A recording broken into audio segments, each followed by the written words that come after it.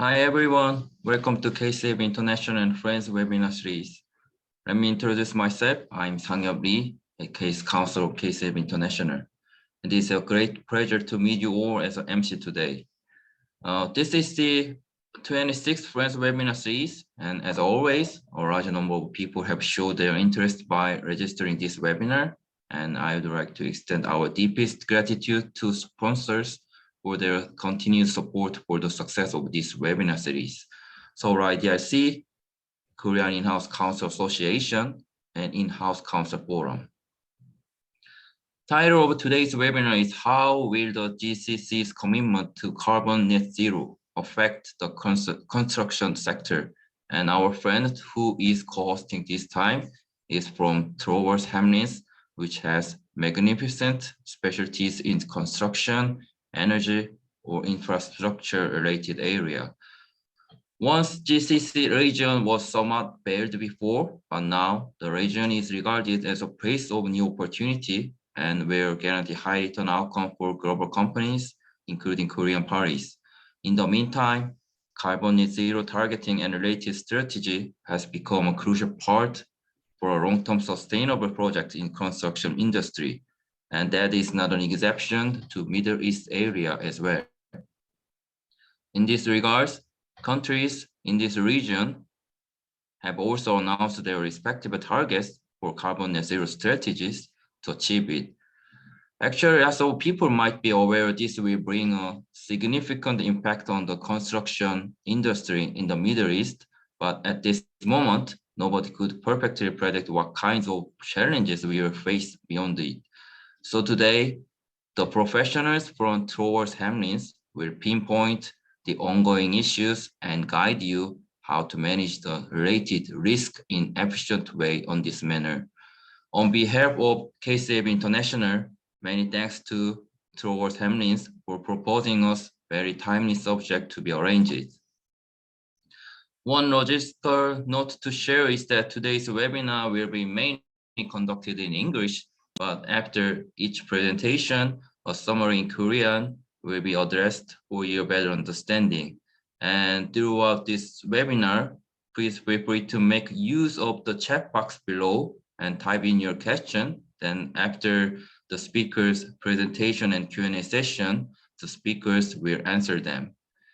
Okay, then not to take away your precious time more, please let me move on to the next step and call on Steve Kim, the Secretary General of our KCAB International, to give his welcome remarks. Originally, Steve was supposed to be with us in real time and give his remarks, but unfortunately, due to a sudden schedule for business trip abroad, he ends up not being together for now. So his remarks will be replaced by a recording version. We apologize for this and seek for your kind understanding. Okay, then we will be back after watching Steve Kim's welcome remarks.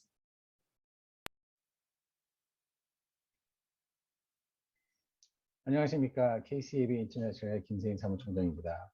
우선 바쁘신 가운데 오늘 세션에 참석해 주셔서 감사의 말씀드리며 오늘 수고해 주실 발표자 여러분들 그리고 윤덕근 변호사님께도 감사의 말씀을 드립니다. 오늘의 세션은 저희가 언론에서 많이 듣고 있는 탄소 중립에 관련되어 있고 특히 저희 나라가 자주 진출하는 중동 지역의 탄소 중립 정책에 대해 말씀을 드릴 예정입니다.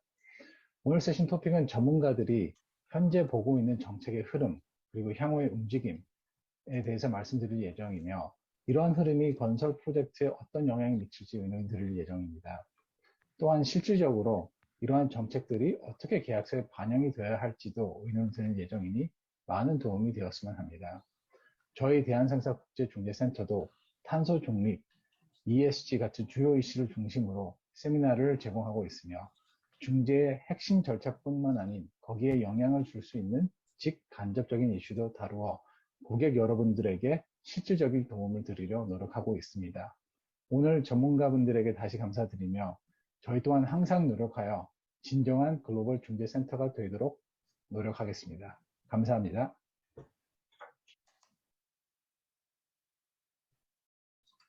Thank you, Steve, for those insightful remarks, and I wish you have a safe trip and back.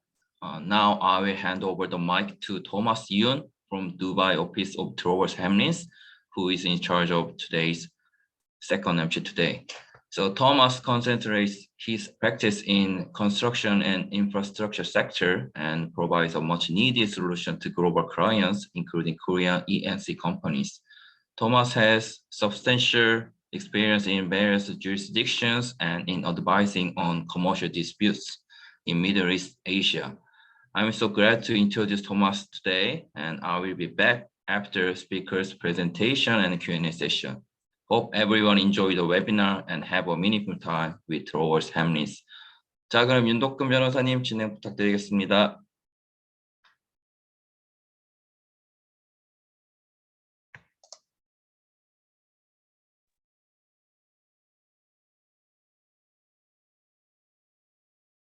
감사합니다. Thank you very much for welcoming us and welcome remarks and introducing myself. And today, as you have noted, we will discuss GCC's recent commitment to carbon net zero and its impact on the construction industry in the Middle East.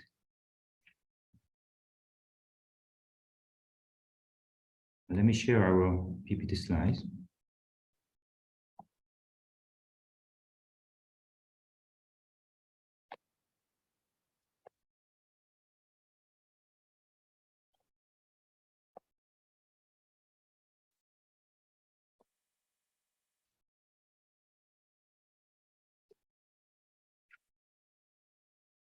So let me introduce my colleagues with today's agenda.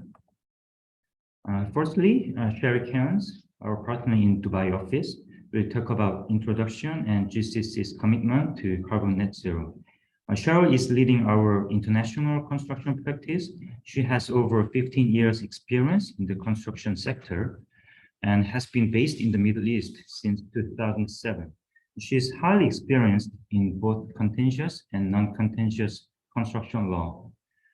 Secondly, Hassan Rama, our partner in Abu Dhabi office, will discuss what we are seeing with current contracts and what we are likely to see.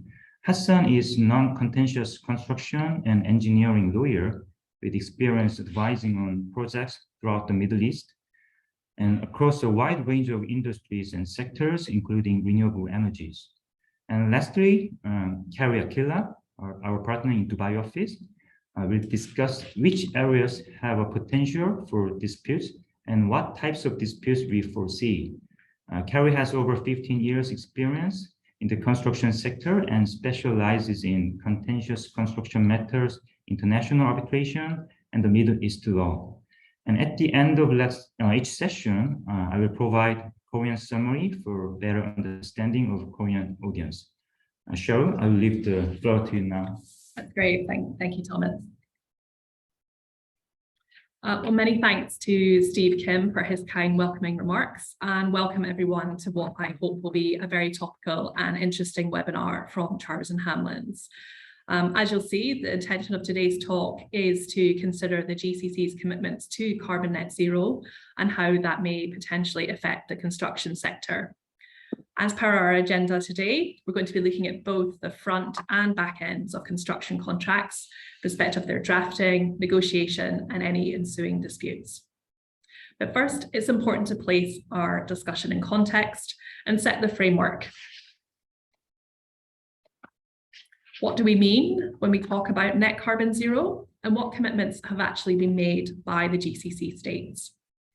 Net zero at a basic level means net zero carbon dioxide, CO2 emissions. And that can be achieved by balancing CO2 emissions with the removal of them or by eliminating them entirely. And we often see this referred to as carbon neutrality. Achievement of net zero emissions is a specific goal of the 2015 Paris Agreement. This is a legally binding international treaty on climate change that has been signed by nearly every state worldwide. The Paris Agreement calls on its signatories to limit global warming to 1.5 degrees Celsius above pre-industrial levels, whilst also seeking to achieve net zero emissions by 2050. Now, as the world's primary producers of hydrocarbons, you might think that the GCC's need to decarbonise would be low on any agenda. However, that's simply not the case. Of the 175 nations that have signed the Paris Agreement, This includes the UAE, Saudi Arabia, Qatar, Bahrain, and Oman. And as we'll see on the forthcoming slides, these jurisdictions are all making significant public and ambitious efforts to either reduce emissions or achieve net carbon zero, albeit with differing timescales. So let's now look at what commitments have been made and by whom. Here in the UAE, there is a formal commitment to achieve net zero by the year 2050. The UAE was the first country in the region to establish a net zero 2050 strategic initiative. Published by the government, this outlines plans to reach net zero emissions by 2050 and to cut its carbon emissions by around 23.5%, which is equivalent to around 70 million tonnes of carbon by the year 2030. Other national strategies in place include a 2017 to 2050 National Climate Plan and the UAE's Energy Strategy 2050. The UAE is also prominent on the world stage and organised a regional climate dialogue in 2021, and it will host the forthcoming COP28 conference to be held in 2023. As part of its ongoing efforts, the UAE also monitors emissions of gases that lead to the greenhouse effect. And to reduce its carbon footprint, it's implemented a series of initiatives, including a major carbon capture and storage project. This CCS project is a means of mitigating climate change by capturing CO2 from large source points, such as power plants, and instead storing it safely underground rather than releasing it into the atmosphere. And this has huge potential for carbon mitigation. The use of clean energy solutions is another key method to reduce emissions, and both the Dubai Future Council of Energy and the Abu Dhabi Department of Energy have announced detailed plans and clean energy projects with a particular focus on solar and nuclear power. Given its historic reliance upon hydrocarbons as its main source of GDP, the Kingdom of Saudi Arabia's commitments are both impressive and extensive. Saudi has announced that it aims to achieve net zero by the year 2060, and the country has pledged around $1 billion in climate change initiatives as part of its Saudi Green Initiative program. With 70% of proven oil reserves worldwide, it's long been known that oil production has been the linchpin of the Saudi economy. However, Saudi is acutely aware that its reserves are finite. And to tackle this, it's developed a diversification plan away from heavy economic dependency on oil revenues. Saudi Aramco, the country's own national oil company, has itself committed to achieve net zero operational emissions by 2050. Unlike the UAE, Saudi also has a number of initiatives, such as circular carbon economy, to reduce emissions. And that will include implementing energy efficiency programs, developing carbon capture technology, and increasing public transportation. Saudi will also seek to grow its renewable energy capacity. It's set an ambitious target to achieve 50% of its electricity generated by renewable energy by the year 2030. And I say this is ambitious because only around 1% of electricity was currently generated by renewable energy in 2019. Saudi has also announced aims to build around 450 million trees by 2030. It's a long-term target of around 10 billion trees, and it plans to assist in collaborative efforts across the GCC to plant a further 50 billion trees in the Middle East. This is so the trees act as a form of forest sink in order to absorb the CO2 in the atmosphere. In September 2021, the KSA government entities PIF, the Sovereign Wealth Fund, and Tadawul, the KSA Stock Exchange, announced that they would set up a voluntary carbon credit market in the Middle East and North Africa to trade carbon credits. And you'll hear a bit more about that from my colleague Carrie. And then finally, NEOM, which you may have seen recently in the news. There's been a lot of publicity around its major development, the line. This is a development that's intended to be built around people and not cars, and it's planned to derive 100% from renewable energy.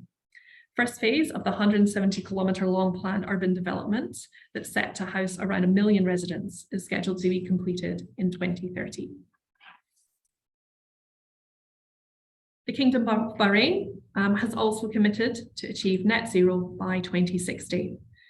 It's further pledged to reduce its emissions by around 30% in the year 2035 by investing in renewable energy, carbon removal solutions, and planting forests. Under the economic vision for Bahrain 2030, it's already reduced emissions while growing its national economy by placing green, clean, and sustainable growth at front and centre of its governmental policy.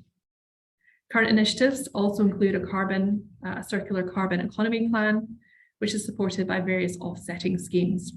This includes carbon capture technology similar to the UAE and the planting of new forests.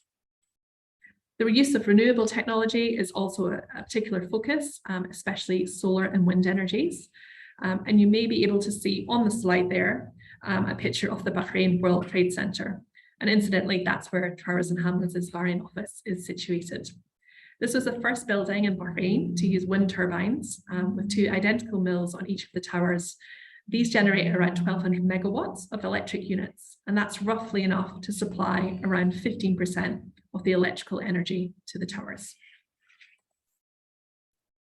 Turning to the Sultanate of Oman, based on the research prior to this talk, I'm not being able to locate any official government documents or websites to confirm an official Omani commitment to achieve net zero by a particular date. Rather, reference is made at present to evaluating a 2050 target.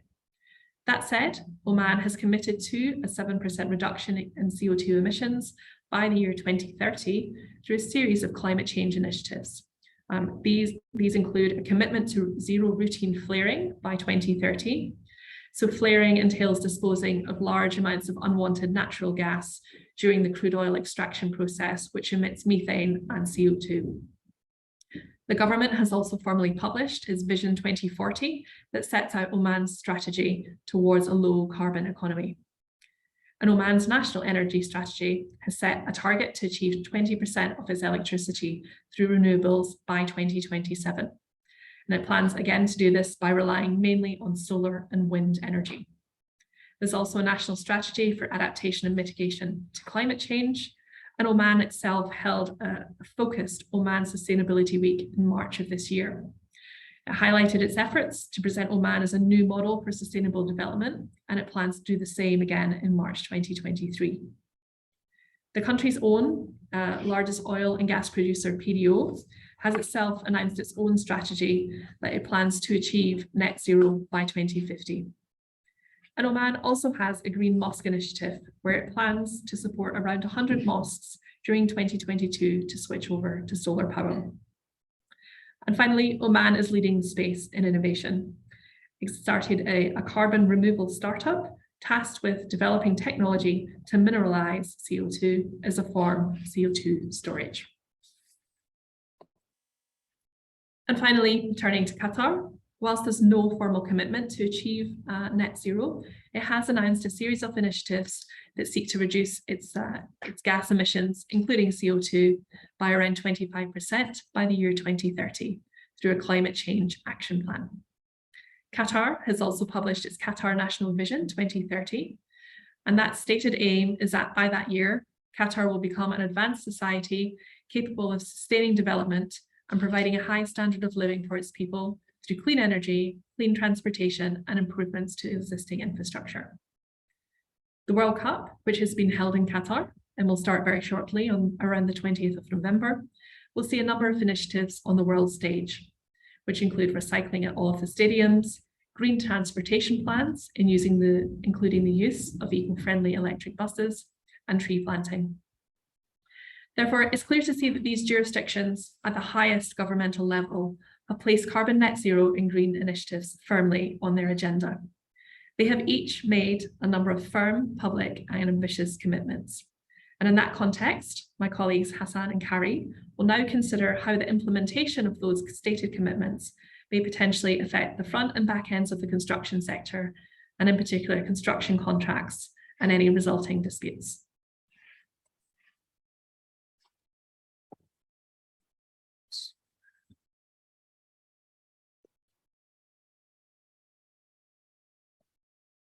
Thanks, Jared. Let me give a short summary in Korean language. 네, 그 쉐릴 변호사님께서 그 중동 국가들의 탄소 중립 노력에 대해서 잘 기감해 주셨습니다. 그래서 사실 뭐 어려운 내용은 특별히 없기 때문에 한국 기업과 관련된 부분만 조금 부가적으로 설명을 드리겠습니다. 일단 그 2015년에 다들 아시다시피 그 유엔 기후변화 협약 당사국 총회에서 전 세계 195개국이 파리 협정을 채택해서 저탄소 경제로 전환하기 위한 노력을 지속하고 있습니다. 그리고 여기에는 이제 중동 국가들도 모두 포함이 되는데요. 이 기후변화 방지를 위한 차원도 있지만 중동 국가들 입장에서 지금은 좀 고유가지만 이제 당시에 저유가가 장기화되고 있었고, 그리고 이제 석유 시대 이후를 대비하기 위해서 산업 다각화의 필요성이 나름 절박하다고 할 수 있습니다. 그래서 UAE의 경우에는 작년 10월에 엑스포에서 2050년까지 탄소 중립을 달성하겠다는 계획을 발표했고요. 그리고 이미 그 전에 2017년 장기 에너지 계획인 에너지 전략 2050을 발표했습니다. 그리고 이제 국영 석유 기업인 에드녹의 부문별 세부 전략을 통해서 천연가스 공급 확대, 탄소 배출 감축, 디지털 기술 도입 등의 석유 산업 다각화에 대한 방향성을 제시한 바 있습니다. UAE의 경우에 수소 산업을 주목할 필요가 있는데요. 아직은 블루 수소의 생산량 확대에 중점을 두고 있지만 그린 수소에도 높은 가격 경쟁력이 있다고 하고요. 그리고 이제 우리나라가 진출한 이 원전을 활용한 핑크 수소 생산에도 가능하다는 그런 장점을 가지고 있습니다. 그래서 한국도 작년 3월에 산업통상자원부가 UAE 산업 첨단 기술부와 함께 그 한 UAE 산업 에너지 협력 포럼을 개최한 가운데 UAE와 수소 경제 협력 양해각서를 체결한 바 있고요. 그리고 포럼의 일환으로 우리나라 기업인 이제 GS 에너지가 에드녹과 그 아부다비의 수소 경제 성장 기회를 모색하는 데 합의해서 작년 11월에 UAE 내 대규모 블루 암모니아 생산 플랜트 개발 사업에 공동 사업자로 참여하기로 한 것으로 알려지고 있습니다. 그리고 다음으로 사우디의 경우에는 2016년에 공개한 사우디 비전 2030과 이 비전의 이행 계획인 국가산업개발 및 물류 프로그램 등에서 석유산업 다각화 및 천연가스 국문 육성에 관한 청사진을 제시한 바 있습니다. 그리고 사우디는 2020년 G20의 의장국이기도 한데요. 당시에 공동선언에 탄소의 배출 감축, 재사용, 재활용, 제거에 중점을 둔 탄소 순환 경제의 개념을 포함시켰고요. 그리고 2021년 10월, 즉 작년 10월에는 2060년까지 탄소 중립 달성에 관한 목표를 설정한 바 있습니다. 그리고 사우디는 이제 2030년까지 수도 리야드 내 자동차의 30% 이상을 전기차로 전환할 것이라고 발표를 했고요. 그리고 요즘 이제 많은 관심을 받고 있는 내용도 조성 중인데요. 여기는 100% 신재생 에너지 자원과 전기차만이 이용될 예정이라고 합니다. 그래서 이러한 흐름에 이 현대차와 기아차도 지금 진출을 하고 있는 것으로 알려져 있습니다.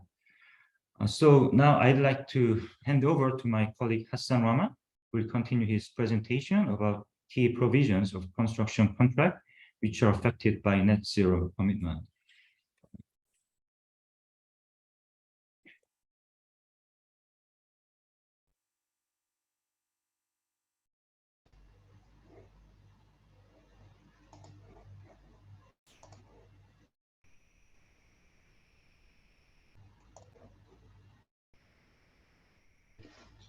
Thank you, Thomas, and thank you, Cheryl, and hi, everybody. So can we just go over to the next slide, please? So I think it's from a non-contentious kind of contractual perspective, it's worth starting by just remembering the role that contracts actually play in construction projects. And essentially that's to document the scope of work, the responsibilities of each party, and the consequences of a failure of a party to perform its contractual obligations. And as Cheryl has explained, net zero commitments originate in government policy in industry practice, i.e. through legislation, stakeholder policies and requirements. And these necessarily exist before the construction contract is drafted, and they provide the context within which the drafting takes place. So a net zero contract needs to fit around and reflect these constraints and objectives. So when considering the role that contracts can and do play in the race to net zero, context is always key. I think the other key point that I wanted to draw for everyone to bear in mind at the outset is the distinction between the project or the asset to which a contract relates, subject matter or the output of the contract, and the contractual terms themselves of the parties' rights and obligations. With respect to the former, it's clear that GCC net zero commitments are an increasingly prominent feature of the projects we're seeing coming to market. So we have, for instance, the rise of eco-tourism in Saudi Arabia, the plethora of hydrogen and renewable energy and utilities projects across the region, major projects, programs of retrofits, energy performance contracting to improve energy efficiency of existing buildings, the development of smart cities, and the increasing impact of funder ESG requirements for the PPP market. So it could, in a way, be argued that any construction contract for the development of a green or eco-friendly project is by its nature one that reflects net zero principles, even if there's no net zero drafting in the contractual terms and conditions. So in considering the issue of whether and how construction contracts address net zero commitments, a holistic approach requires us to think about three main questions. One is what is being built compliant with net zero commitments? The answer is increasingly yes, though with the prevalence of hydrocarbons in the economy, there is some way to go on that front. Number two is how the project is designed and built compatible with the net zero agenda. Again, increasingly, yes, we're seeing moves towards more sustainable selection and use of construction materials, the introduction of modern methods of construction, prefabrication, modular construction, offsite construction. These can all reduce construction waste, reduce over-ordering and over-specification of materials, and can lessen the associated transport impact. But again, there's much further that the industry can go in this regard. And number three, and of most relevance today, how is the overarching net zero objective reflected and documented in the construction contract? So what I'm going to focus on in this section is contract drafting that parties may consider adopting to lessen the environmental impact of a construction or engineering project, particularly in relation to net zero and climate change. And I'm going to focus on substantive drafting that may be inserted into the terms and conditions of a contract, as opposed to requirements that would commonly be included in ancillary documents and technical specifications and contract data. And I just wanted to make one more kind of caveat before we kind of dive in, which is that current drafting practice in the construction industry, as everybody will know, is to include requirements that are relevant to climate change, if any at all, in the technical schedules of the contract, or to incorporate relevant environmental standards by reference to applicable environmental guidelines and policies.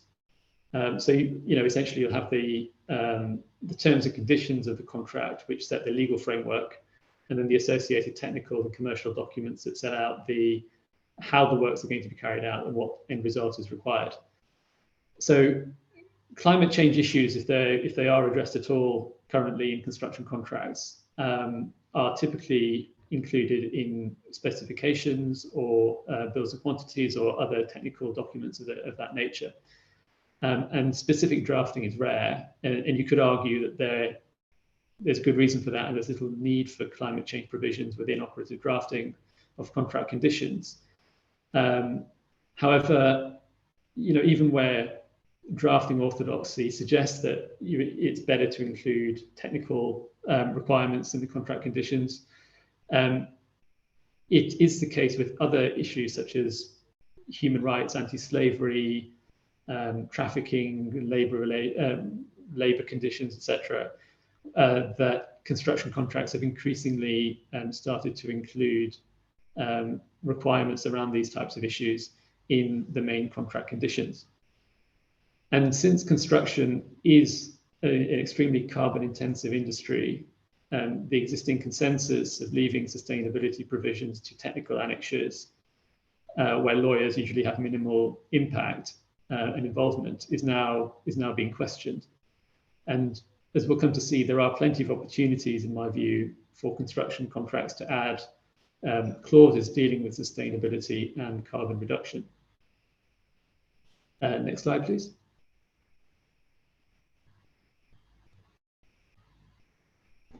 Okay, so just in keeping with the theme of kind of context being key, invariably every contract contains obligations for the parties and the contractors in particular to comply with applicable laws and regulations.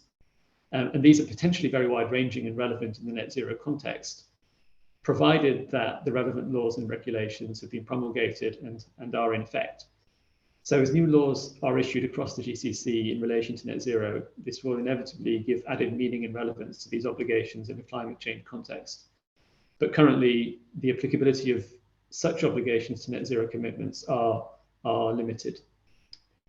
Moving on to existing sustainability requirements, it's worth saying that the last decade has seen a significant increase in green construction standards throughout the GCC. And with the exception of Oman, which has yet to introduce any formal green building regulations or codes for new developments, you'll see on the slide that the other GCC countries do have policies in place, and as well as through national and municipal laws and regulations, GCC countries have also promoted sustainable construction through Leadership in Energy and Environmental Design certification, which is the US-based international framework for environmental construction.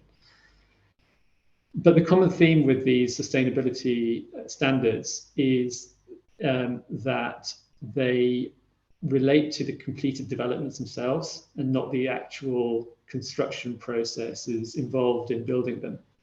So I think where reform is required and where it will come is to target specifically the pre and early stages of a project to consider its carbon footprint during construction, rather than just during the asset's operational emissions, which are already well established through the policies you can see on the slide. And an encouraging sign is that at a macro level, the GCC construction industry is slowly starting to follow the wider commercial trend internationally for organizations adopting ESG policies aimed at tackling climate change and setting targets for reducing their environmental impact as businesses. And this is particularly relevant, I've seen, in the context of equity investors and international funding institutions who are financing the rapidly expanding regional PPP market. But it's also increasingly important for government entities, major real estate developers, and some of the top tier contractors. So hopefully this will lead to a trickle-down effect to the rest of the industry in due course. Next slide, please. Okay, so what are we seeing with current contracts in relation to net zero commitments? I think before considering new clauses, we need to start by reviewing existing contracts and existing standard forms to see if they require any amendments or deletion. And this is particularly important where developers have their own schedules of amendments or particular conditions to well-known industry standard forms of building contract, because these often include drafting that once reflected market practice, but now potentially conflicts with modern climate change objectives. As an example, bespoke amendments to standard forms of FIDIC contracts that I see all the time include obligations on the contractor to use only new materials on a project. And it may be worth considering whether such an obligation can be amended or should be deleted entirely, given the environmental benefits of recycling or reusing materials. In terms of FIDIC more generally, the main FIDIC forms, both the 1999 and the 2017 editions, require the contractor to take reasonable steps in the case of 99, or necessary measures under the 2017 drafting, to protect the environment both on and off site, to comply with any environmental impact statement in relation to the 2017 editions, and to limit damage and nuisance to people and property resulting from noise pollution and other results of the contractor's operations or activities.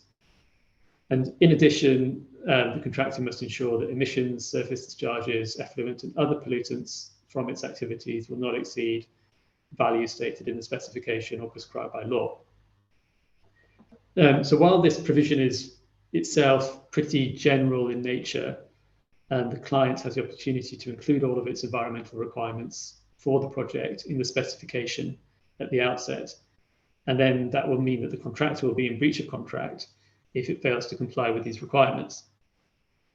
However, I think subclause 4.18 that you can see on the slide, I mean, amendments to this would be welcome for a number of reasons. I guess the two main issues practitioners tend to have with it is, number one, that it's vague. For a start, there's no definition of what we mean by environment. It's not clear what reasonable or necessary steps might be for contractors or for parties to take in relation to this obligation. And so we have an opportunity to strengthen these provisions by including, for example, specific requirements relating to meeting certain sustainability ratings, the adoption of sustainable materials, or construction methodologies, or an express obligation to take steps to reduce the carbon footprint of the project before a defined threshold. I think the other problem from a legal perspective is what action an employer might take if the obligation is breached, but the employer suffers no economic loss. This is not an issue that's peculiar to FIDIC. It's a common question with these types of aspirational clauses, as I call them. So additional drafting or guidance to clarify this would be welcome. Next slide, please. Thank you. So an interesting recent development, which is pretty hot off the press actually from the UK, is that NEC, the new engineering contract, has recently announced that it's publishing an optional clause aimed at incentivizing the contractor and its supply chain to meet the owner's emissions and sustainability targets, and also to encourage the contractor to propose changes to the scope that will reduce the climate change impact of both the construction and the operation of the asset being built. NEC is the first standard form construction or engineering contract to adopt such a measure, as far as I'm aware. And the clause is termed X29, in keeping with NEC kind of terminology. And prior to the introduction of this clause, there was a possibility, as with FIDIC, of addressing climate change matters in the scope of work. However, the specific clause has been developed in order to kind of highlight these and the importance of climate change requirements and include them within the operative drafting of the contract. And X29 allows the client to include what's called climate change requirements within the scope, which the contractor is required to comply with. Now, the climate change requirements are not prescribed by NEC. They're to be drafted by the client according to what's suitable for the project.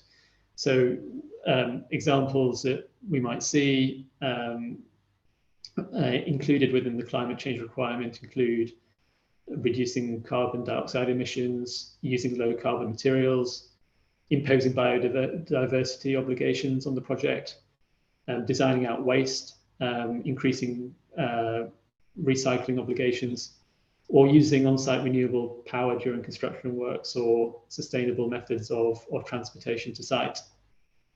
And as with FIDIC, as I've just described, if the supplier or the contractor fails to achieve a climate change requirement, this is treated as a failure to provide the works in accordance with the scope. The contractor or the supplier proposes a climate change plan, which is its strategy for achieving the climate change requirements. So it's essentially the contractor's proposal in relation to the employer's requirements as it relates to climate change. The climate change plan constitutes a statement of intent, so there's no sanctions if the supplier fails to comply with it, but it's there as a good practice measure. And then there's also an option to include what's called a performance table, which imposes targets on the supplier relating to climate change, net zero, and sustainable developments. And this is used as a monitor of performance to include sustainability-based financial incentives such as performance damages and KPIs. Can we go to the next slide, please? So, although NEC is the first standard form construction contract to introduce specific climate change related provisions, We do expect that other forms such as JCT in the UK and FIDIC internationally, and specifically in the GCC, will soon follow suit. And in November 2021, FIDIC published its Climate Change Charter, which sets out in basic terms how the built environment industry needs to address climate mitigation and climate change, and outlines a series of actions to be taken by various stakeholders, including FIDIC itself. And in that regard, FIDIC promised to provide best practice templates and clauses that can be incorporated at the scheme, project and program level, and to develop guides, briefings and tools in order to achieve carbon reduction.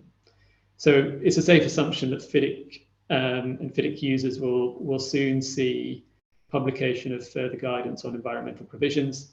We're just not sure what it looks like yet. It may be a briefing, it may be a set of amendments to the current standard forms, or there may be specific climate clauses included in the next editions of the standard form. So at the moment we don't know, but it's an interesting space to keep an eye on. Another key initiative within the international legal community, which is likely to influence the way in which construction contracts develop over the coming years, is called the Chancery Lane Project. And briefly, the Chancery Lane Project is a non-profit body of lawyers working collaboratively across multiple disciplines and jurisdictions to draft a number of provisions that are intended to be incorporated into various contracts, including construction contracts, in order to fight climate change. So the Chancery Lane Project provides general construction clauses as well as clauses for commercial contracts, supply contracts, finance agreements, property development agreements, IP agreements and heavy industry. But a lot of these can be adapted and incorporated into construction contracts to target net zero construction. And the idea of the Chancery Lane Project is to create new market norms as to how climate change risks and issues can be dealt with in contracts across different jurisdictions. So it's now drafted over 100 clauses, together with guidance, definitions, and other useful documents, and more are being added on a fairly regular basis. And among other things, it drafts numerous precedent clauses dealing with climate change issues, which are freely available to download and use from its website. So while it's drafted with English and Welsh law in mind, it's not inconceivable. These can be very easily adapted to other jurisdictions, including the GCC. And I guess a very peculiar feature of the Chancery Lane Project is that each clause that it drafts is named after a child, just to kind of underline as a reminder of why we're doing this and why we're all vested in moving construction or moving the legal terms and conditions of contracts across various industries to a more sustainable basis. So you can see on the slide now that the Chancery Lane Project includes specific construction provisions related to a number of things, and in the interest of time I won't go through them all, but of particular interest, I think, from my perspective personally, is the first on the slide, which is known as Ashkin's Clause, which rewards the contractor at the end of a project if it's complied with. Sorry, Thomas, if we can go back a slide, sorry. Thank you. So Ashkin's Clause rewards the contractor at the end of a project if it complies with certain sustainable working practices. The third on the slide is called Edgar's Clause. It introduces requirements into contracts to ensure that any open spaces are used in an environmentally friendly manner, such as adoption of natural landscaping and improving biodiversity on the site. The fourth Estelle's Clause is to amend the standard of care applicable to construction contractors and suppliers, so that best industry practice includes a notion of green objectives. So the duty of care requirements add a net zero element to the required standards of care. We have Francis's Clause, which requires the implementation of climate-aligned waste management practices, and encourages contractors to suggest changes to the works to reduce waste materials and to recycle. We have Luna's clause, which incentivizes the contractor to propose net zero modifications in a very similar way to value engineering and how value engineering currently works on existing projects. We have clauses requiring buildings to meet certain efficiency targets before completion or taking over can be certified. And more ambitious clauses like setting a carbon budget for the works and for the project, and then imposing liquidated damages if the budget is exceeded. Next slide, please.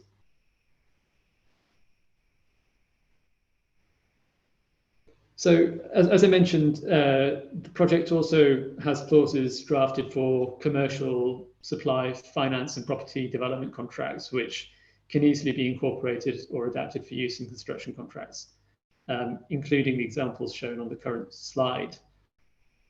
So, in summary, green provisions, I mean, there are lots of green provisions that parties can consider including into their contracts, and these vary widely. And a lot will depend on the type of the contract and the nature of the development. Traditional contractual mechanisms, including liquidated damages and retention, are key for giving teeth to some of these obligations and to incentivizing parties to comply with the requirements. But we should always kind of remember that liabilities for non-performance reflect the commercial importance which parties attach to the performance of the relevant obligations. So we need to ensure that we don't put the cart before the horse by updating construction contracts with these types of provisions before the regulatory and commercial environment is in place to accommodate those regimes. So what we talked about at the beginning, the context in which these contracts exist, needs to be conducive. So as a concluding section to my concluding part to my section, I think in the context of construction projects, like everywhere else in the world at the moment, the GCC market is currently an environment in which clients focus on building projects to time and with budgetary constraints in mind, rather than focusing on sustainable construction. And what we need to see in order to move forward is to see sustainability or carbon emissions being a key driver in procurement, as well as three traditional tenets of time, cost, and quality. And this needs to be government, funder, and industry stakeholder-led, rather than lawyer-led and contract drafting-led.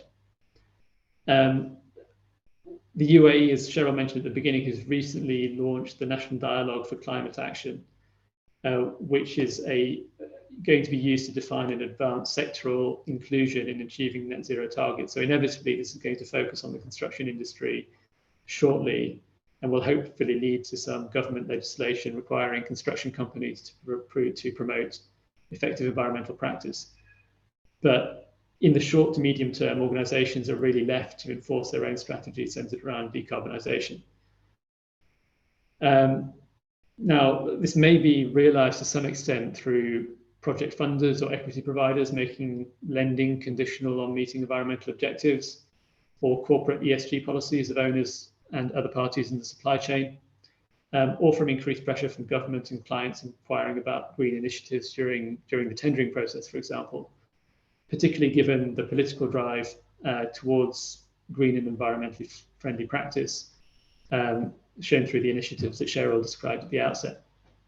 But overall, it appears to me that GCC construction contracts will not start to routinely introduce more substantive express environmental drafting, such as Chancery Lane type provisions in contract conditions, until the legal landscape and the key industry stakeholders have moved to embed environmental goals into government and corporate policy within the construction industry, so that there's a compatible context within which net zero construction contracts can effectively function. Thank you, Thomas. That's it from me. Thank you, Hassan. Now I proceed my comment summary for presentation. 네, 핫산 변호사님이 그 탄소 중립 정책이 현재의 건설 계약에 미칠 수 있는 영향과 그리고 향후의 건설 계약에 미칠 수 있는 영향에 대해서 나눠서 검토를 해주셨는데요. 우선 그 탄소 부분이 기존에 이제 건설에서 중요한 개념 요소인 시간, 물량, 비용에 상응하는 새로운 추가적인 요소로까지 중요하게 고려된다는 점을 강조해 주셨고요. 그리고 각 중동 국가들의 탄소 중립 목표를 달성하기 위한 입법 동향과 산업계의 트렌드도 언급을 해주셨습니다. 그리고 이 현재 계약에 미치는 영향에 관련해서 피딕 조항을 언급을 해주셨는데 이 4.18조는 기존에 이제 1990년도 판에도 있었던 조항인데 이에 따르면 시공자는 환경을 보호하기 위해서 공사 현장 안팎에서 모든 합리적인 조치를 해야 하고 오염, 소음 등 공사로부터 발생하는 사람과 재산에 대한 손해 및 방해를 제한할 의무가 있다라고 하고 있었습니다. 그리고 이제 2017년도 판에서는 여기에 이 공사에 대한 그 환경 영향 평가 보고서를 준수할 의무도 추가가 됐습니다. 이 예전에도 있었던 내용이기도 하지만 그 탄소 중립이 강조되고 있는 현재 그 해당 조항이 갖는 의미는 계약 이행 여부나 그리고 이제 위반 여부 판단에 있어서 좀 의미가 다를 수밖에 없는데요. 즉, 이 환경 기준에 관한 법령 준수 의무가 계약상 의무로 추가되는 것은 그 법령 위반자에 대한 법령상 제재뿐만 아니라 계약상 책임으로까지 이제 확대해서 계약 위반에 따른 손해배상 책임과 해지까지 문제가 될 수 있다는 점에서 좀 의미가 다른데, 하지만 이제 그 핫산 변호사님께서 말씀하신 것처럼 이 피딕 문구만으로는 사실 계약 조항이 좀 애매모호하고, 그리고 실제 이제 소송까지 가면 결국 발주자 입장에서 손해 발생 사실까지 입증해야 되기 때문에 실제 이제 손해배상 책임이나 계약 해지로까지 발전될 가능성은 좀 미지수라고 볼 수 있습니다. 그리고 이제 영국 공공공사에서 많이 활용되는 NEC4 같은 경우는 한 단계 더 나아가서 이 기후변화 요건을 업무 범위 내용까지 편입시키는 X29, 즉 선택적 조항까지 두고 있는데요. 이 경우에 이제 그 위반 시에 채무 불이행으로까지 해석될 여지가 더 많아지겠죠. 그리고 이러한 의무 엄격성을 좀 다소 완화한 클라이밋 체인지 플랜도 제시를 하고 있고, 그리고 이 탄소 중립 목표 달성 시 재무적 인센티브가 제공되는 것을 내용으로 하는 퍼포먼스 테이블에 대한 옵션도 제시되어 있습니다. 다음으로 이제 장래 향후의 계약에 영향을 미칠 수 있는 것으로 그 피딕 기후변화 헌장을 언급을 해주셨고요. 그리고 이 찬스러 레인 프로젝트 같은 경우는 사실 한국에서는 좀 많이 아직 알려져 있지 않은 것 같은데 이 영국이나 중동 그리고 유럽 쪽에서 ESG를 하는 변호사들은 굉장히 많이 언급을 하고 있습니다. 그래서 이 프로젝트는 이 법조인 산업계 그리고 정부가 기후변화에 대응하고 탄소 중립을 실천하기 위해서 사용하기 위한 계약 조항들을 이제 고안하는 프로젝트로서 113개국의 2,600명 이상의 법률가들이 이제 프로보노로 모든 국가에 통용될 수 있는 계약 조항들을 이제 고안을 한 그런 프로젝트입니다. 그래서 이제 금융, 자본시장, 일반 상거래, 건설, 고용보험 다양한 모든 종류의 계약을 다 망라하고 있고요. 여기는 그 건설 계약을 위한 구체적인 조항들도 다수 제시가 되어 있는데요. 뭐 탄소 중립 목표를 달성하지 못한 경우에 공급자를 교체하는 조항이라든지, 그리고 기후변화에 부정적인 영향을 미치는 경우에 LD 조항, 그리고 기후변화 방지를 위한 제3자 기술에 대한 지적재산권 관련 규정, 그리고 밸류 엔지니어링과 관련된 그런 다양한 샘플 조항들이 제시가 되어 있습니다. 그래서 아직까지 이게 프로보노적인 차원에서 이제 가이드라인이기는 하지만 어느 정도는 이 여기 나온 계약 조항들이 중동의 실무에도 영향을 미칠 수 있을 것으로 좀 장기적으로는 고려가 되고 있습니다. Okay, let's move to last session. Carrie, can you begin your part? Yeah. Thank you, Thomas. So the next part is we're going to look at which areas have a potential for dispute and what type of disputes do we foresee will happen in the GCC as a result of the GCC's really ambitious net zero goals that Cheryl summarized earlier. With these kind of goals, there's going to be many changes facing the companies operating in the construction and energy sector as they try to reduce their carbon emissions. And obviously, with change comes a significant scope for potential disputes.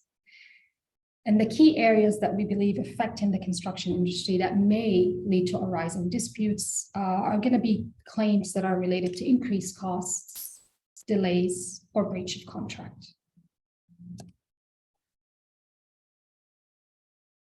Now, the potential disputes are likely to arise in relation to materials, the availability, use, and costs of materials. the increase in use of new technologies, particularly in relation to renewable energy projects, new environmental regulations and reporting requirements that may lead to disputes with governments, difficulties with obtaining investment for projects, involvement in carbon emissions trading schemes or carbon credits, and reliance on potentially new and developing infrastructure to perform the renewable energy contracts. In terms of materials, of course, they're very vital to the construction industry, and producing materials like cement and steel results in a significant amount of emissions. And considering how fast the regulatory environment has been evolving, contracts may have sustainability provisions drafted in them, as Hassan mentioned, or they may be imposed by law in order to reduce a country's or a certain entity's CO2 emissions. Now, where disputes could arise, it could be because companies have to change or develop materials that they use in order to reduce their emissions, and doing so will take time and significant cost, which will likely lead to increased cost claims by contractors, especially if employers start to demand that their contractors comply with sustainability provisions. There may be a greater scrutiny of contractual warranties and indemnities in contracts, and this could also lead to potential disputes for breaches of warranties and indemnities. So, for example, there may be a warranty in relation to the sustainability of the material being used. But as Hassan mentioned, you need to keep in mind about damages. So you might insert a warranty in a clause and you might have a claim for warranties for not being able to comply with them. But what are the damages that you've suffered? So until we have the legal framework to support that, these type of claims may also be difficult to prove. There may be fluctuations in demand and prices for materials because of technological advances or because of changes in policy and law. At the moment, the lack of low carbon materials available on the market means that the materials that are available will attract a higher cost. So in some instances, materials may no longer be commercially viable.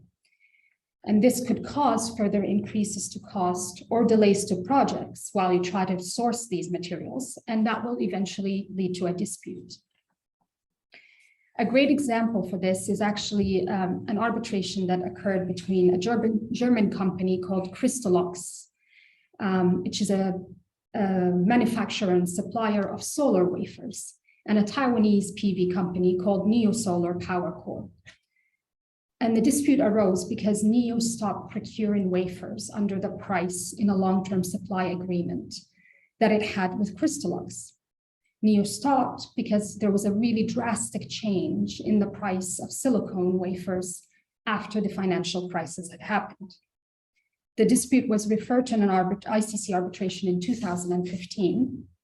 And in 2017, the tribunal ruled essentially in favor of NEO, because it ruled that NEO could pay for the remainder of the wafers that it had to purchase under the long-term supply agreement at a much lower price than the price per wafer that was originally agreed under the contract. And what's really interesting about this case is that the reasons for the tribunal's order were effectively based on unforeseeable change in circumstances. So they relied on the financial crisis and the withdrawal of government subsidies, and the fact that there was a new market environment.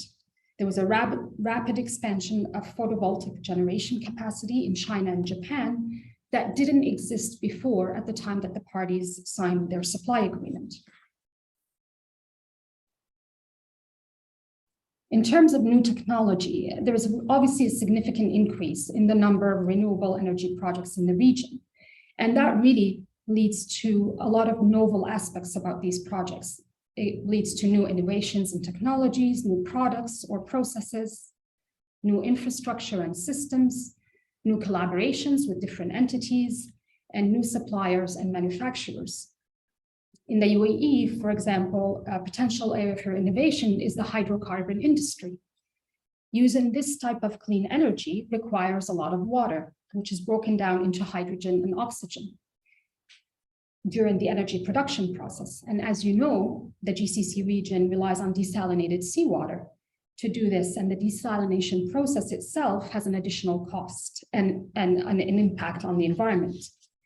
The future technology that we foresee would happen is that would cut out the entire desalination process so that seawater is used directly, and that would reduce the cost of using this type of clean energy. Unfortunately, at this moment, this type of technology is not yet in use. Now, we haven't seen any renewable energy disputes in the region yet, but these disputes do exist elsewhere in the developed world, particularly in Europe. And we can learn from some of the mistakes that have happened in that region and foresee where some potential claims will happen here.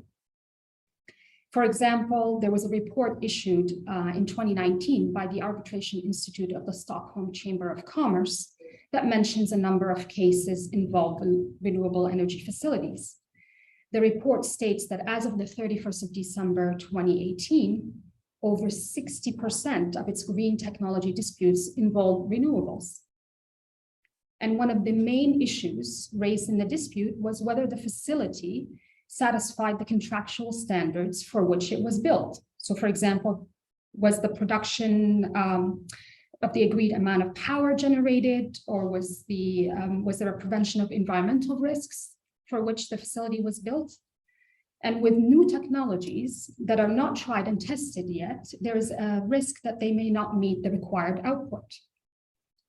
The SCC found that the technical disputes tended to concern whether a renewable energy facility, like a wind farm or a biogas installation, has actually fulfilled its role. Was it fit for purpose? Whereas with non-technical disputes, these tended to concern whether the contractor was entitled to reimbursement for additional works or additional costs that they incurred in performing the construction contract for that facility. Non-technical disputes tend to deal with delivery agreements and or with construction agreements.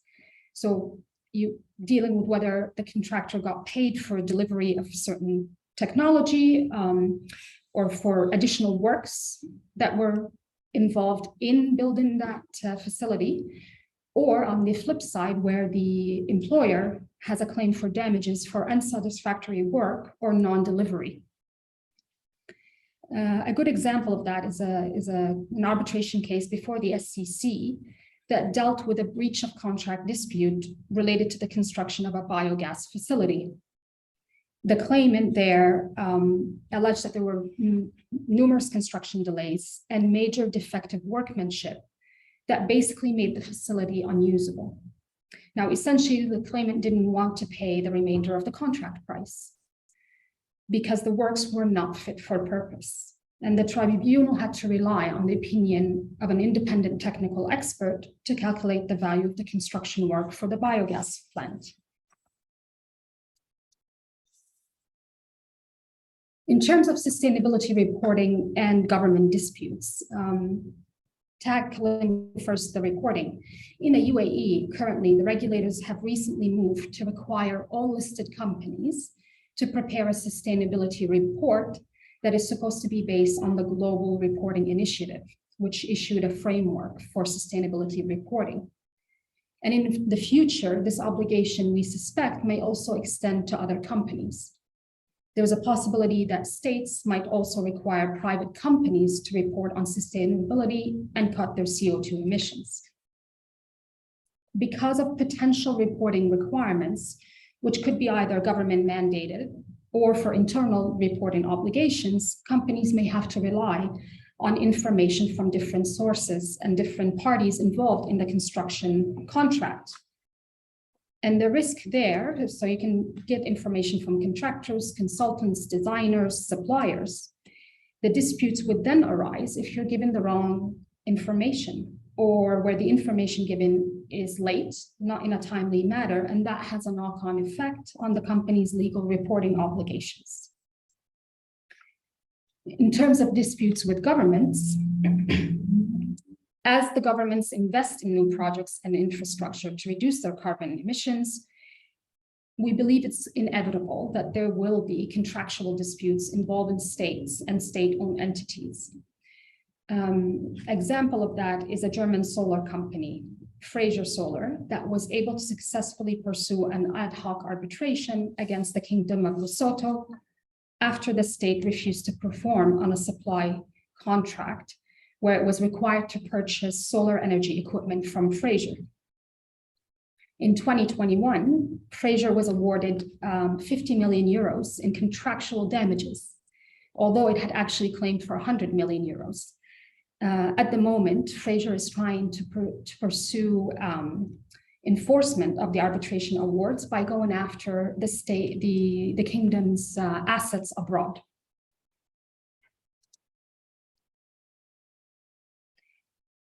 In terms of investment, there's been really an increase in what we call green financing or sustainability-linked financing in construction projects.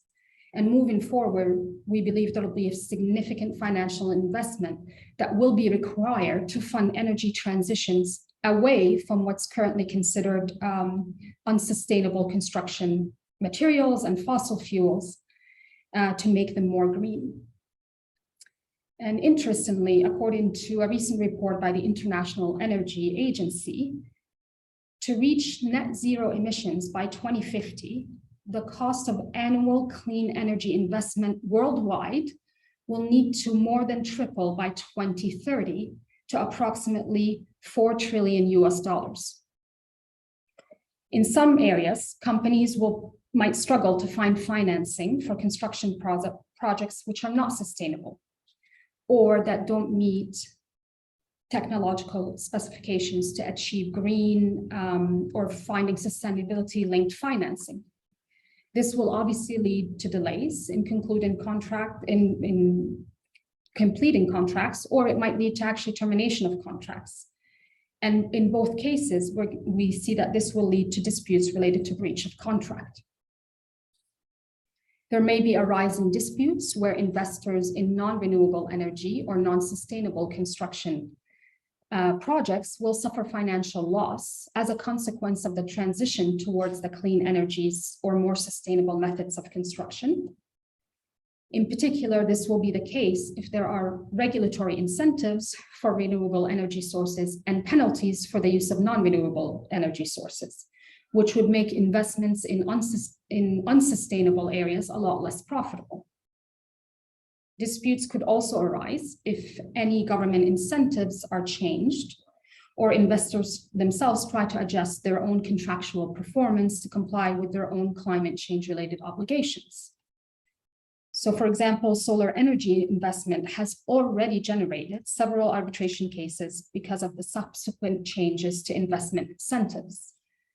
The focus of these disputes has been whether a state can adjust incentives like subsidies and feed-in tariffs in the renewable energy sector to the detriment of the investors after the investors have relied on those subsidies in making their investments. These disputes have been brought against states like Spain, Italy, the Czech Republic. And if you have time, you can go to the International Chamber of Commerce's website, which has a library section that summarizes several cases that deal with claims against states for legislative changes dealing with renewable energy.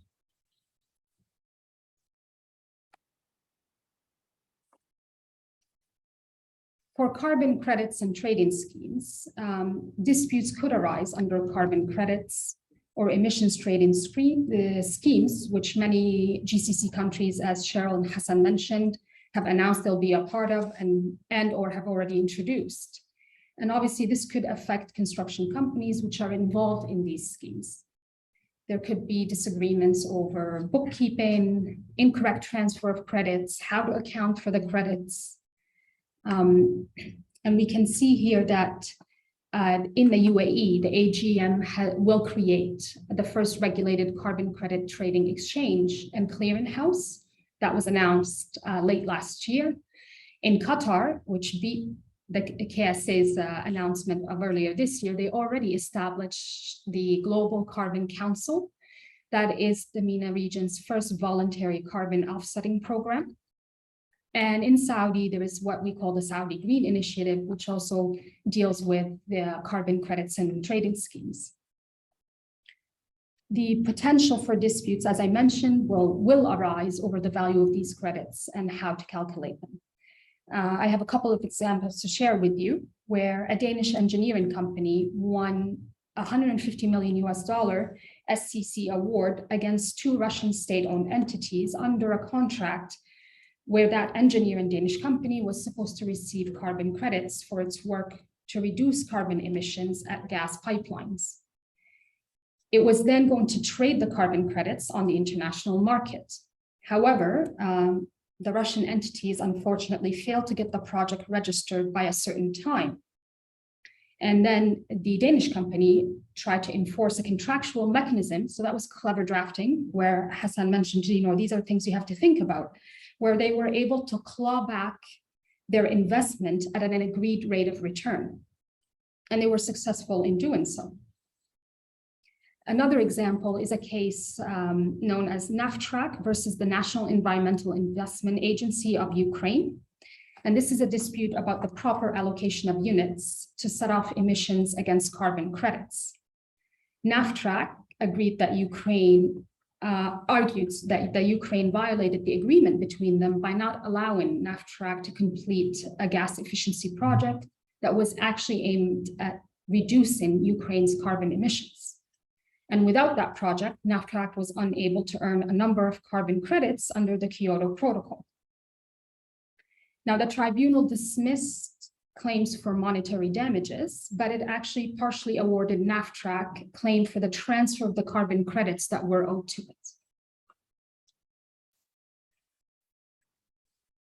In terms of the lack of infrastructure, delay claims or breach of contract claims could arise when the performance of a contract relies on new or developing infrastructure.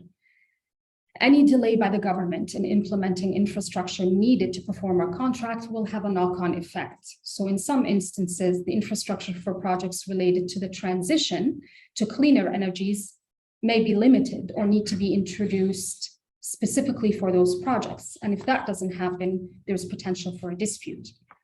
An example of that is an SCC arbitration case as well, where a dispute under a partnership agreement to build a wind farm was referred to arbitration after the claimant alleged that because the grid connection was no longer available for the wind farm, this constituted an event of default under the agreement. And they asked, and the dispute or the claim that they made is to have the right to transfer their shares in the project back to the respondent. And they were successful. Yeah. That concludes my talk. Thank you, Dennis. 네, 일단 시간이 많이 지연돼서 빨리 간단하게 요약하고 Q&A로 넘어가도록 하겠습니다. 먼저 해리 변호사가 이제 이제 탄소 중립 정책에 따라서 이제 발생할 수 있는 분쟁 유형들로 총 6가지를 얘기를 해주셨는데요. 이제 우선 건설 산업이 이 탄소 배출 관련 에너지의 3분의 1 이상을 차지하기 때문에 이 탄소 중립 정책에 따라서 굉장히 많은 영향을 받고 또 많은 분쟁이 발생할 수 없는 분야인 것 같습니다. 그래서 총 6개로 원자재, 그리고 신기술, 그리고 지속 가능성 보고 및 대정부 분쟁, 그리고 투자, 탄소 크레딧, 탄소 거래제도, 그리고 인프라 부족 관련된 유형으로 나눠서 살펴봤는데요. 먼저 원자재 관련 분쟁은 발주자가 시공자한테 환경 관련 조항의 준수를 요구함에 따라서 시공자 입장에서 탄소 배출 감소를 위한 원자재 변경, 신자재 개발로 인한 비용 증가에 따른 그런 클레임입니다. 그래서 이에 따라서 그 자재에 대한 수요 및 가격의 변동으로 인해서 비용이 증가하고 프로젝트가 지연이 될 수 있을 것입니다. 그리고 두 번째로 신기술 관련 분쟁은 그 신재생 에너지 프로젝트에서 탄소 중립을 위해 요구되는 새로운 요건 및 표준, 그리고 신규 인프라 및 시스템, 그리고 신규 협력 및 신규 공급자 및 제조자 관련된 분쟁인데요. 특히 UAE의 경우에 수소산업과 관련될 것으로 보입니다. 그래서 수소산업의 경우에 대량의 물이 에너지 생산 과정에서 소요가 되고 또 중동 국가의 경우에는 담수에 의존하기 때문에 담수 처리 과정에서 추가적인 비용이 발생하고 이에 따른 클레임이 있을 수 있습니다. 물론 이제 향후에는 담수 처리 없이 해수를 직접 사용할 수도 있지만 아직은 기술 개발이 되지 못했다고 합니다. 그리고 세 번째로는 이 지속 가능성 보고서 및 대정부 관련된 분쟁인데요. 중동에서는 이제 UAE가 그 상장 회사들한테 이제 지속 가능성 보고서를 작성을 요구를 하고 있고, 이러한 의무는 향후 다른 회사들한테도 확장이 될 수 있습니다. 그리고 이 보고서 작성과 관련해서 부정확한 정보가 반영되는 경우에 역시 잠재적인 그 분쟁 발생이 우려가 될 수 있고요. 그리고 네 번째로는 이제 투자 관련 분쟁인데, 뭐 당연히 이런 신재생 에너지에 막대한 자본이 투입되고 있기 때문에 예컨대 이제 신재생이 아닌 탄소 배출 프로젝트 같은 경우에는 자금 조달에 어려움이 생기고, 이로 인한 뭐 공기 지원과 계약 해지 등 계약 위반에 따른 분쟁이 발생할 수가 있습니다. 그리고 투자자들의 투자금 손실에 대한 분쟁이 늘어날 수 있고요. 그리고 정부가 인센티브에 대한 약속을 지키지 않거나 변경하고 하는 경우, 그리고 투자자의 기후변화 관련 의무 이행을 위해서 계약상 의무 변경을 청구하는 경우에 분쟁이 생길 수가 있을 것입니다. 그리고 다섯 번째로는 탄소 크레딧 그리고 탄소 배출 거래에 관련된 분쟁인데요. 그 아부다비의 경제자유구역인 ADGM에서 최초로 탄소 크레딧 거래를 실시할 예정이고, 카타르도 이제 글로벌 탄소 카운실 멤버로서 중동 지역 최초의 자발적 탄소 상쇄 프로그램을 실시하고 있는 점, 그리고 사우디 역시 사우디 탄소 펀드 및 사우디 그린 이니셔티브를 실시하고 있기 때문에 이와 관련해서 크레딧의 가치와 그런 잘못된 계산과 관련한 잠재적 분쟁이 발생할 수 있을 것으로 보입니다. 그리고 마지막으로 이제 인프라 부족 관련된 분쟁인데요. 계약 이행이 신규 또는 개발 중인 인프라에 밀접한 관련이 있는 경우에 분쟁이 발생할 수가 있습니다. 예컨대 청정에너지 전환과 관련된 프로젝트를 위한 인프라가 제한되거나 그 해당 프로젝트를 위해서 특별히 도입될 필요가 있을 수 있는데요. 그래서 사례로서 그 풍력 발전소에 연계된 그리드 구조에 관한 케이스를 소개를 해주셨습니다. And now we are at Q&A session, but due to the time constraint, I think we have only one question prepared in advance. So, yeah. Okay, maybe no question. I'd like to wrap up here now. Thank you.